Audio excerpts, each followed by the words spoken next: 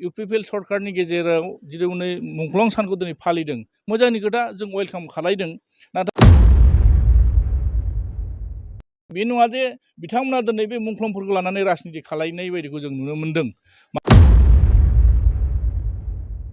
साफ्रोमबो मुंख्लं न'खरनि आरो जायफोर NDBजों गोलाव बोसोर आन्दोलन खालायनानै दिनै लिंक थानाय माखासे जुरित मानसिफोरखौ बिथांमोना दिनै वेलकाम खालायनांगौमोन मोन्दों दिनै माखासे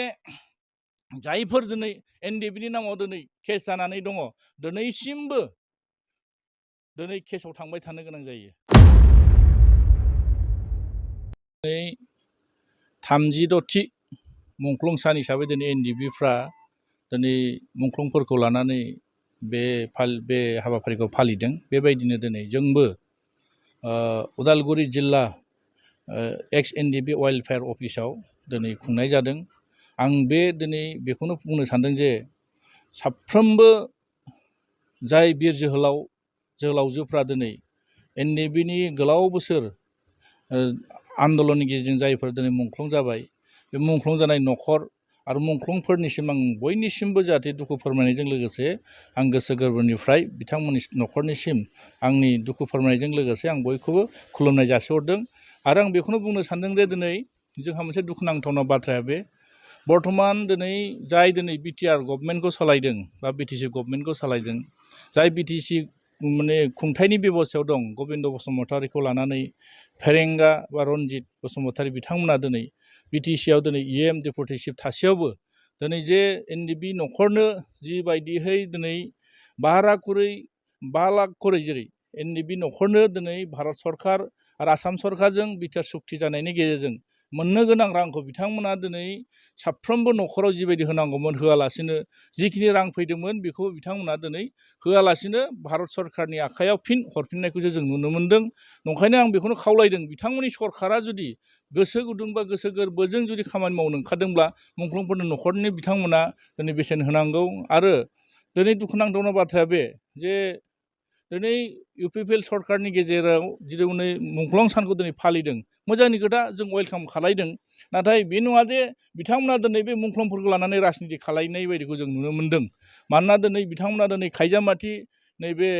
खायजामाथि ओनसोलाव दिनै मुंख्लंफोरनि जिथु गोसोखां सानखौ फालिदों मोजांनि खोथा फालिथों बिथांमोना खिन्थु जाहाथे मुंख्लंफोरखौ लानानै जों राजनिति खालायजानायखौ लुगैयाखै मानोना साफ्रोमबो मुंख्लं न'खरनि आरो जायफोर NDBजों गोलाव बोसोर आन्दोलन खालायनानै दिनै लिंक थानाय माखासे जुरित मानसिफोरखौ बिथांमोना दिनै वेलकाम खालायनांगौमोन जों नुनो मोन्दों दिनै एक्स NDB माने इउनाइटेड फ्रमाबो दिनै गहपुराव मोनसे प्रग्राम खालायदों होननायखौ जों नुनो मोन्दों आरो दिनै बिथांमोना दिनै UPPLनि इनिसियेटिभखौनो बुंनांसिगोन मानोना दिनै जायफोर एक्स NDBनि नामाव खुंदों दिनै गासिबो लिडारफोरखौ जों नुदों माने बेहाय गासिबो UPPLनि दिनै दैदेनगिरिफोरखौसो जों नुदों जायफोर माने खुंथाय बेबस्थायाव दं बेबायदिब्लालाय बहा जानो नंखायनो जों नुदों माखासे मुंख्लं न'खरफ्रा दुखु फोरमायदों जोंखौबो जे बिथांमोना खबर मोनाखै दिनै इसां मोनसे खुंथाय बेबस्थायाव थानाय सरकाराव थानाय दिनै जायफोर दिनै NDBजों मावबोनाय माखासे लिंक गोनां मानसिफ्रा दुखु फोरमायदों बिथांमोना खबर मोनाखै आं नंखायनो दिनै बेखौनो बुंनो सानदों बिथांमोनखौ जे नोंथांमोना बे खामानिखौ जुदि दायित्व लादोंब्ला नोंथांमोना दिनै सरकारनि बेबस्थायाव दङ नोंथांमोना बिथांमोनखौ मुक्त होनांगौ बिथांमोननि जिथु मोननांगौ बेबस्था नोंथांमोना बेखौ होबानो जाबाय आरो जों नुनो मोन्दों दिनै माखासे जायफोर दिनै NDBनि नामाव दिनै केस जानानै दङ दिनैसिमबो दिनै केसाव थांबाय थानो गोनां जायो 1 मास 1.5 मासनि सिगां जोंहा सानैसो आरो NDBनि सेंग्राफ्रा बै दैफांनि अमित दैमारि होननाय सासे बिथांमोना दिनै केसाव लेंहरफिनदों केसाव लेंहरनानै बिथांमोनखौ दिनै माने कर्टआव हाजिर जानो होनानै दिनै बिथांमोनखौ जेलाव लाना थांदों जायानो जाया माथों सोरबा सारेन्डारानो जा सोरबा एक्स NDBआनो जा गासैबो NDBनि नामाव जुदि केस फैदोंब्ला बे NDBनि केसाव थानायफ्रा गासिबो जोबनांगौ आंनि साननाया बे नंखायनो बिनि बेबस्थाखौ सरकारा लानांगौ आरो नंखायनो दिनै दुखुनांथावना बाथ्रा बे दुखुनि सानाव दिनै आं बेखौनो दुखु फोरमायनो सानदों जे बिथांमोना मुंख्लंफोरखौ लानानै जाहाथे पलिटिक्स खालायिया मोजां दिनै 4 बोसोर बारलांबाय सुक्तियाव थाखानाय माखासे दफा जायफोर दिनै मुंख्लंफोरनि नामाव दिनै मुंख्लंफोरखौ गोसोखांनो थाखाय मोनसे सेमेस्ट्रि दिनै खालायनो गोनां दंमोन बिथांमोना दिनै बेखौबो दिनै खालायालासिनो दिनै हा हु माने माखासे रेडि जाखाबाय माखासे दिनै सेंसन लाबोनांगौ होननानै दिनै बिथांमोना बुंबाय थादोंमोन बिथांमोना बेखौबो दिनै मावनो हायाखै आरो नंखायनो दिनै नुदों जाहाथे बिथांमोना मुंख्लंफोरखौ लानानै जाहाथे राजनिति खालायखौ आं मोजां मोनो। दिनै बर'फोरनि गेजेराव जायफोर दिनै बिटिसि, बिएसि आरो दिनै बिटिआर मोनथाम सुक्ति जाबाय, मोनथाम सुक्तियावबो दिनै बर'फ्रा ओरैनो मोनाखै। गासिबो मुंख्लंफोरा दिनै बे मुंख्लंफोरखौ दिनै बेसेन होनो गोनां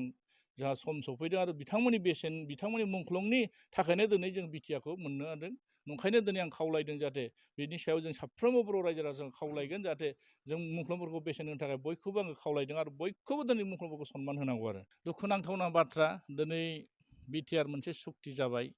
बे गोबाव बोसोर आन्दलन खालायनानै दिनै सुक्ति जादोंब्लाबो बे सुक्तिया सिमां बायदि जानानै थाबाय। मानोना दिनै मोगथाङाव दिनैसिमबो माखासे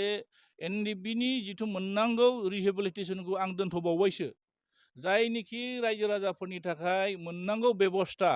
जोंनि भारत सरकारनि सिङाव संबिजिदारि जिथु मोनथाय जों बेबस्था लुगैदोंमोन, दिनै बेखौ जों मोननो हादोंना? दिनै जोंखौ मोजां मोजां खोथा बुंनानै गोदै गोदै बाथ्रा बुंनानै जोंखौ मानो थगायदों? सुक्ति जाना फैनाय लोगो लोगो बर्तमान दानि बेबस्थायाव थानाय मानगोनां बिटिसिनि चिफ प्रमद बर' बिथांजों लोगोसे माखासे जोंहा रनजित बसुमतारी बिथांमोना बुंदोंमोन जे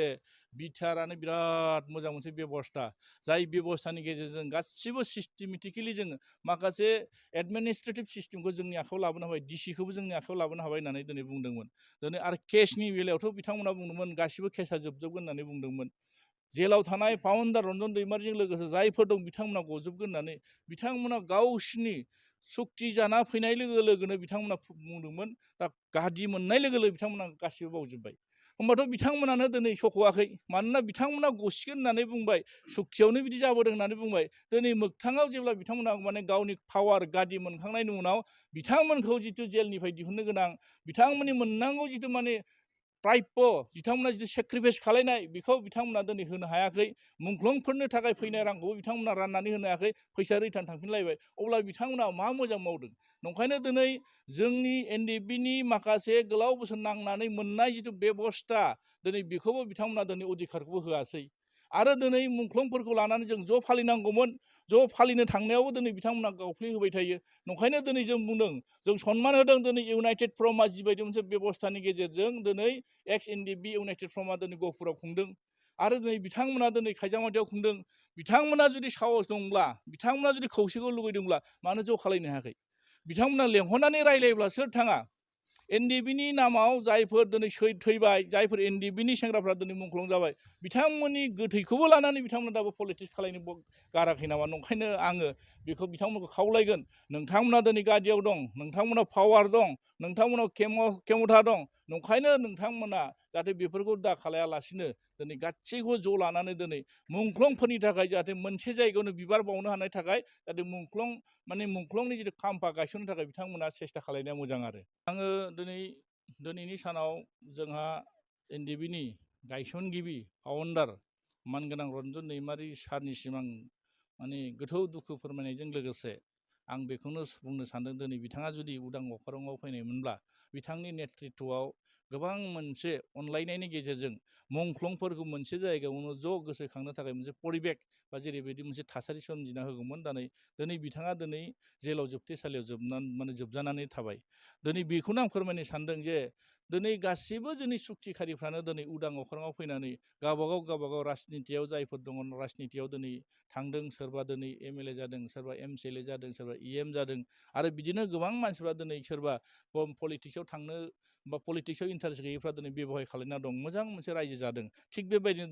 दिनै फाउन्डार रन्जन दैमारिखौ दिनै जेलाव जोबना दोननानै दिनैसिमबो बिनि सायाव इनिसियेटिभ लानायखौ जों नुवाखै, सरकारि भाबै दिनै इनिसियेटिभ लानायखौ जों नुवाखै। दिनै बेखौ आयेननि गेजेरजों दिहुननांगौआ सोरनि दायित्व? आयेना बयनिबो, खिन्थु बिनि गेजेराव दिनै एरादरानि गेजेराव जिथु बिथाङा जुदि एमनेस्टि होनानै दिनै बिथांखौ लाबोनो हानाय सरकारनि आखायाव खेमथा थायो। ओंखायनो दिनै बिथाङा जुदि दायनिगिरिब्ला, बिथाङा जुदि दाय मावदोंब्ला दिनै अखल रन्जन दैमारिल' दायनिगिरि जानो हायाना, एजेबोल गासै एनडिएफबिनि दैदेनगिरिफ्रानो दायनिगिरि जागोन। दिनै खावसेखौ हगारनानै खावसेखौ दिनै जेलाव जोबना दोनबाथ' जानाय नङा। नंखायनो आं नुदों जे बिथांमोनखौ माखासे पलिटिकेलि कनस्पिरेसि खालायनानै बिथाङा ओंखारबोयोब्ला माखासे राजनिति खाबु फलानफ्रा जाहाथे गावनि गादिखौ गोमाजानो गिनानै बिथांनिखौ जाहाथे जेलाव थाबाय थाथों, बेबायदिखौसो जों नुनो मोन्दों। नंखायनो दिनै जोङो एसेमब्लियावबो कुइसन खालायदों जे जेलाव थानाय माखासे एनडिएफबिनि दैदेनगिरिफ्रा दिनै गनांगौ, एनडिएफबिनि केडारफ्रा गनांगौ होननानै बेखौ जोङो बार बार आंनि साइडनिफ्रायबो आरो जोंनि माखासे राजनिति दैदेनगिरि जायफोर एमसिएलए बिथांमोनाबो प्रेसार खालामबाय थादों, नाथाय बिथांमोना बे खामानिखौ मावालासिनो गावसिनिफ्राय दाय एरायनो थाखाय नङै फिसा फिसा खामानि मावनानै दिनै गावसोरो दायखौ एरायना थानायखौ जों नुनो मोनदों। ओंखायनो दिनै सम सफैबाय, साननायनि सम फैदों। दिनै जायफोर खाबु फलान, जायफोर सुबिदा बादि दिनै दैदेनगिरिफ्रा जोंनि जाथि, जोंनि हारि, जोंनि राव, जोंनि धोरोमफोरखौ लानानै जिबायदि पलिटिक्स खालामबाय थादों, मुंख्लंफोरखौ लानानै जिबायदि पलिटिक्स खालामबाय थादों, जाहाथे बैबायदि मानसिखौ सिनायनानै सम सौफैनायाव बिथांमोननि उचित एन्सारखौ होनो थाखाय साफ्रोमबो रायजो राजाखौ जानजि खाफ्रानानै सम सफैबा एन्सार होनो थाखाय आं खावलायहरबाय आरो।